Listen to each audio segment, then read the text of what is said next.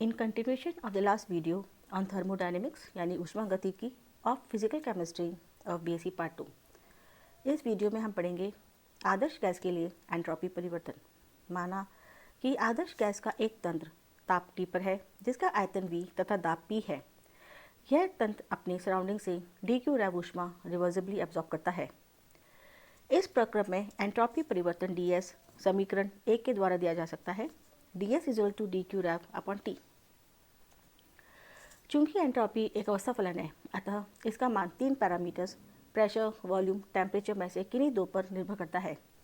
इनमें से एक सामान्यतया ताप होता है, दूसरे को आयतन या दाब लेकर आदर्श गैस के लिए एंट्रोपी परिवर्तन ज्ञात किया जाता है।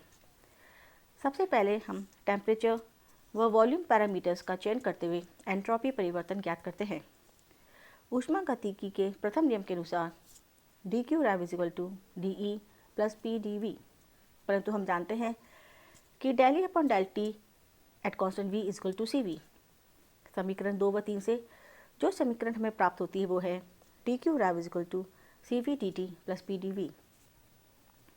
चूँकि एक मोल आइडियल गैस के लिए P का मान होता है RT अपॉन V, अतः यह मान P का इक्वेशन 4 में रखने पर जो समीकरण हमें प्राप्त होती है वो है dq rev is equal to CV dt plus RT dV upon V।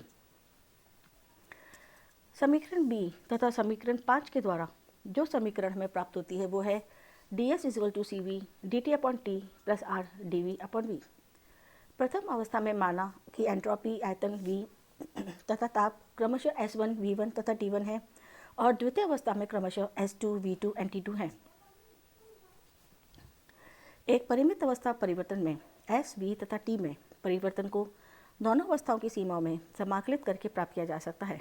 अतः integrating within the limits S1, S2 ds is equal to integrating within the limits T1, T2 CV dt upon T plus integrating within the limits V1, V2 R dV upon V।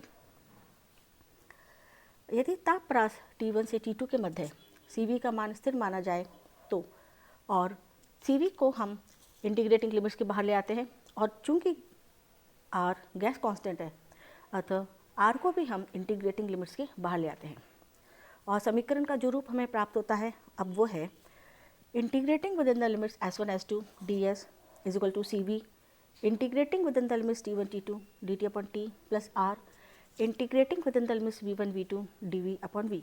अतः delta S is equal to CV ln T2 upon T1 plus R ln V2 upon V1।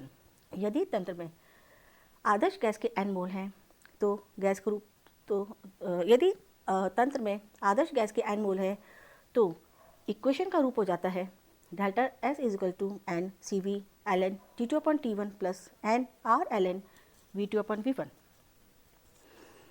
अब हम temperature तथा pressure parameter का चयन करते हुए entropy परिवर्तन ज्ञात करते हैं।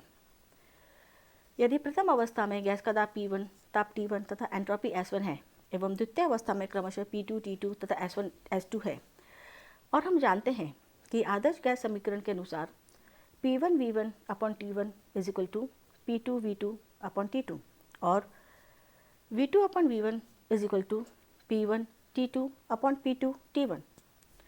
V2 V1 का मान समीकरण 13 से समीकरण 10 में रखने पर इक्वेशन हमें प्राप्त होती है delta S is equal to CV ln T2 upon T1 plus R ln P1 into T2 upon P2 into T1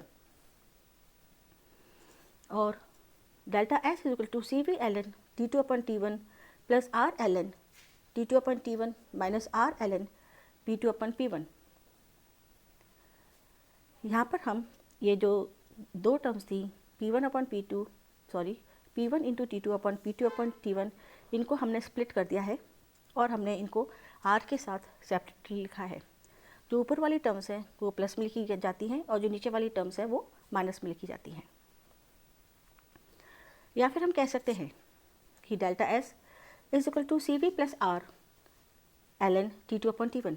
यहाँ पे ln T2 अपॉन T1 हमने फर्स्ट टू टर्म से कॉमन ले लिया है minus R ln P2 upon P1। चूँकि हम जानते हैं कि CP माइनस CV बराबर R के होते हैं, अतः CP का मान होता है CV प्लस R। अतः डेल्टा एस का मान रखने पर हमें मिलता है इक्वेशन 13 में सी वी प्लस आर का मान हम सी पी रख सकते हैं क्योंकि सी पी बराबर है सी वी प्लस आर के। तो हमें इक्वेशन प्राप्त होती है delta S is equal to C P L N T two upon T one minus R L N P two upon P one. यदि तंत्र गैस के एन मोल है तो इक्वेशन का रूप हो जाता है delta S is equal to N C P L N T two upon T one minus R L N P two upon P one. समीकरण 10 और समीकरण 15 से स्पष्ट है कि आदर्श गैस के लिए एंट्रोपी परिवर्तन प्रारंभिक एवं अंतिम अवस्था पर निर्भर करता है। अब हम आते हैं आदर्श गैस के विभिन्न प्रक्रमों में एंट्रोपी में परिवर्तन। समीकरण delta S N C V L N T two upon T one plus N R L N V two upon V one and delta S is equal to N C P L N T two upon T one minus R L N P two upon P one. अब उपरोक्त equations 10 व 15 का उपयोग करते हुए विभिन्न प्रक्रम जैसे आइसोथर्मल, आइसोबारिक एंड आइसोकोरिक प्रक्रम आदि में एंट्रोपी परिवर्तन की गणना की जा सकती है। प्रथम हम लेते हैं आइसोबारिक प्रोसेस यानी समदाबी प्रक्रम। समदाबी प्रक्रम में दाब स्थिर रहता है अर्थात P1 is equal to P2। यदि डेल्टा एस पी स्थिर दाब पर एंट्रोपी परिवर्तन हो तो समीकरण delta S is equal to N C P L N T two upon T one minus R L N P two upon P one यानी equation 15 के द्वारा हम कह सकते हैं कि हमें जो इक्वेशन प्राप्त होती है वो होती है delta S at constant pressure is equal to N C P L N T two upon T one क्योंकि पी वन बराबर क्या है पी टू के। समीकरण 16 से स्पष्ट है कि स्थिर दाब पर ताप बढ़ाने से आदर्श गैस की एंट्रोपी बढ़ती है। अब हम दूसरे प्रोसेस पर आते हैं, वो है सम आयतनिक प्रोसेस यानी आइसोकोरिक प्रोसेस। सम आयतनिक प्रोसेस में आयतन स्थिर रहता है अर्थात V1 is equal to V2।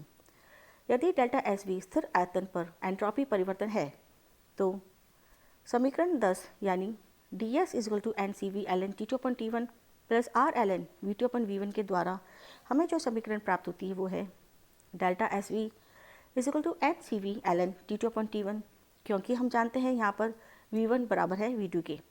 समीकरण 17 से स्पष्ट है कि स्थिर आयतन पर ताप बढ़ाने से आदर्श गैस की एंट्रोपी बढ़ती है।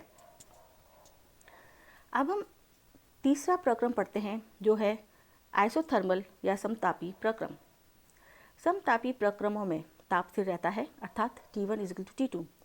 यदि डेल्टा एस टी स्थिर ताप पर एंट्रोपी परिवर्तन हो तो समीकरण 10 एवं 15 यानी delta S is equal to N C V L N T two upon T one plus R L N V two upon V one और समीकरण 15 यानी delta S is equal to N C P L N T two upon T one minus R L N P two upon P one के अनुसार delta S T is equal to N R L N V two upon V one and समीकरण 15 के अनुसार delta S T is equal to N R L N P two upon P one क्योंकि temperature constant है और T one is equal to T two. गैसों के प्रसार में जबकि V2 is greater than V1 या P1 is greater than P2 entropy परिवर्तन धनात्मक तथा कंप्रेशन में जबकि V2 is less than V1 तथा P2 is greater than P1 entropy परिवर्तन निगेटिव होता है और एंट्रोपी घटती है। एंड अब हम आते हैं दूसरे टॉपिक पर यानी एंट्रोपी आदर्श गैसों के मिश्रण की, that is entropy of a mixture of ideal gases. एक मोल आदर्श गैस के लिए D S is equal to C V D T upon T plus R D V upon V. C V का मान स्थिर मानते हुए समाकलन करने पर हमें जो इक्वेशन प्राप्त होती है वो है S is equal to C V L N T plus R L N V plus S zero. यहाँ एस ज़ीरो समाकलन स्थिरांक है।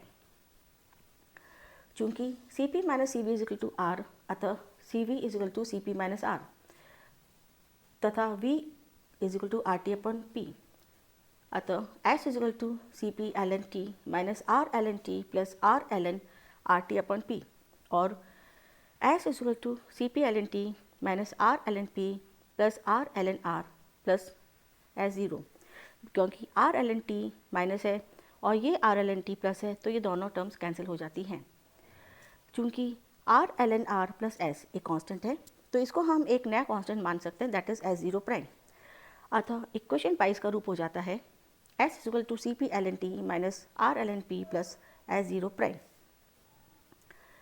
यदि तंत्र आदर्श गैसों का मिश्रण हो तो मिश्रण की एंट्रोपी प्रत्येक गैस की एंट्रोपी के योग के बराबर होगी। यदि N1, N2, N3 गैसों के मोल हैं तथा P1, P2, P3 आदि आंशिक दाब हैं तो मिश्रण की एंट्रोपी निम्न एक्सप्रेशन के द्वारा व्यक्त की जाती है।